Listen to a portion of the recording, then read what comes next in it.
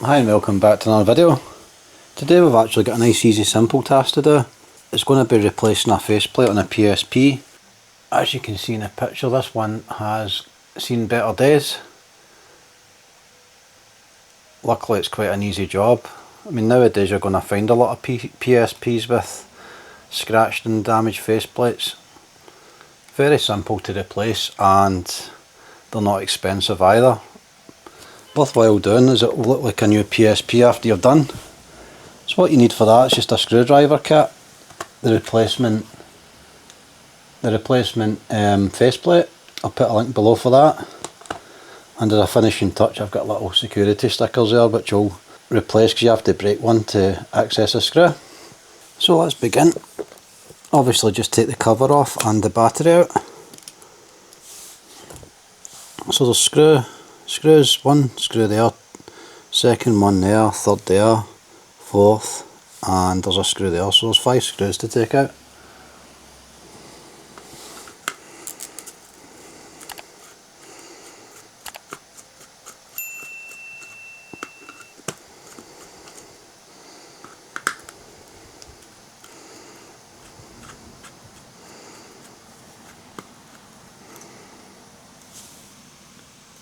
They're just normal small Phillips head screws, there's not any special security screws or anything, which is quite good.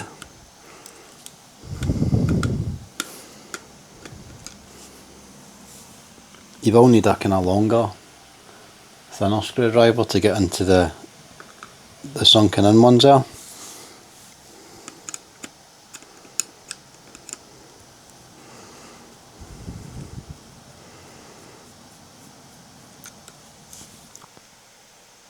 So with these screws out there, the ones we can see, I'll remove that security sticker. As you can see, the security sticker there, there's a screw underneath there, so we'll need to remove that as well.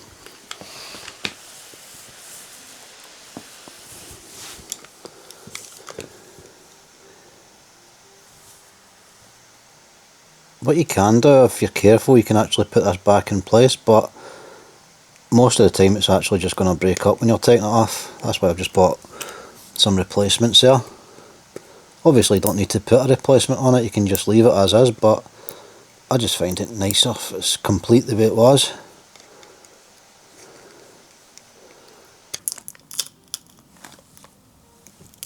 And that's the sticker off. That one was very stubborn. Actually there's 2 screws behind that, I forgot there was 2, I thought there was just 1, but there's actually 2, but need to remove them. There's also a screw under here holding the faceplate on that I forgot about, so we just take that out as well. Just removed that strap as well, it was actually annoying me, so I'm not going to use that anyway, so just throw that.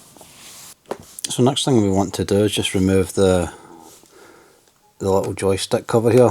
Just prise it up, it just pops off like so, and it just clips back on just as easily. So just prise it apart. Comes off with these, like so.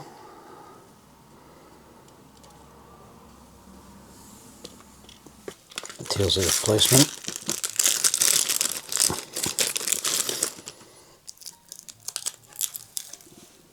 Nice shiny and new looking. So we'll just remove the protective film. So what we want to do is take all the buttons out of the old one and put them in the new one now. So we'll start with the joystick, 2 screws holding that in.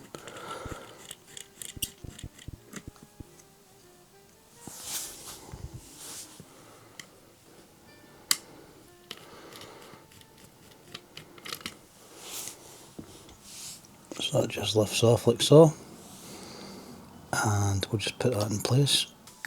So that just clips in there, and then we can replace the screws on it.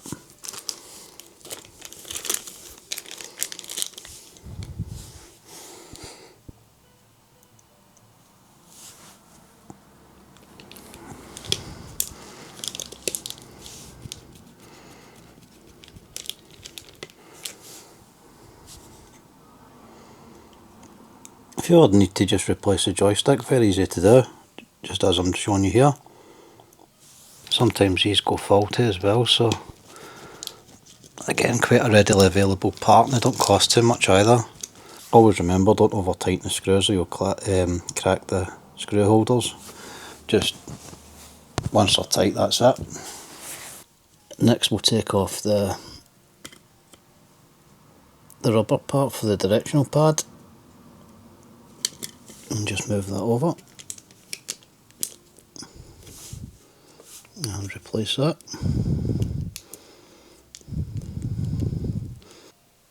On the rubber part there's little holes and there's little stands that just fit through the holes of them, so just line them up and push them through, and that's you with that fitted.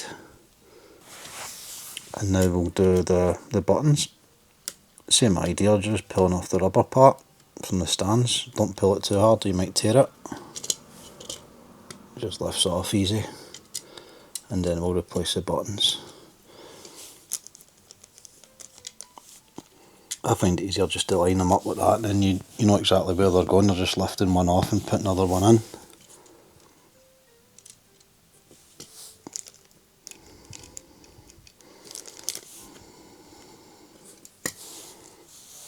If the buttons are in correctly, they should just sink in without any hassles. If not, you just need to line them up properly.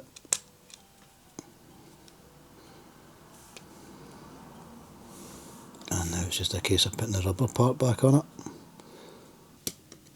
And the last part we've got is just the buttons at the bottom of the case.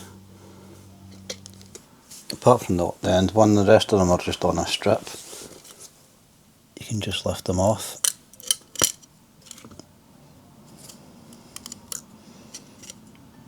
In the middle of the case it's a little sticky, so just be gentle when pulling it.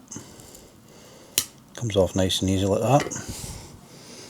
And again, we're just going back into the same part of the new case and just pushing them down. Sometimes that wee loose one might just pop out, just put it back in if it does.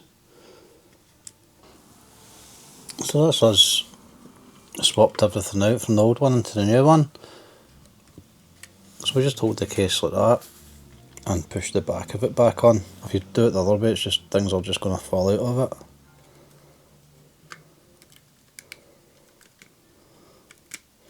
Just line it up and push it in, like so.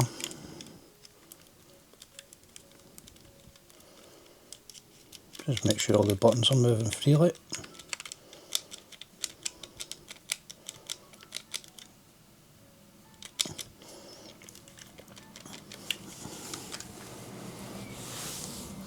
The square in that one's not sitting quite right, so we'll just pop it back off carefully.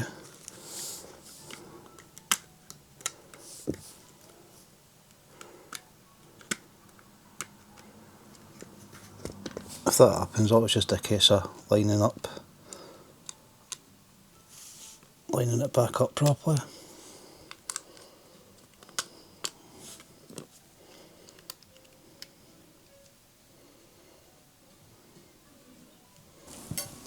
Well, that was silly. There's actually a plastic cover there that comes off. That's what's causing a problem with the button, so we just peeled that off. I didn't realise that was there. So ideally you want to actually take this off first, before doing other parts. So there we are, that button should be going nice now. And now we just do what we've done before and put it back on this way.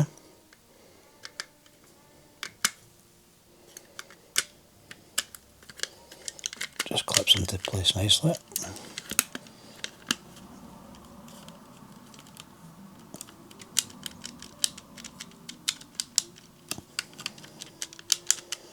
Again, just check all the buttons are okay. And then we can put it back together again.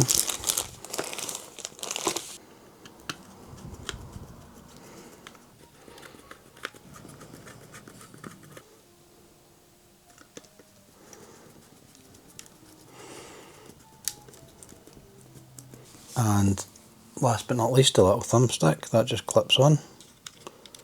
Some difference, that's still got a plastic cover over it. I'm just going to leave that on just now. because I'm not going to use it straight away, so once I use it I'll take that off. But what a difference just by changing the faceplate on it. Hopefully this video helps some of you guys out, and thanks again for watching. See you soon. Cheers, bye bye.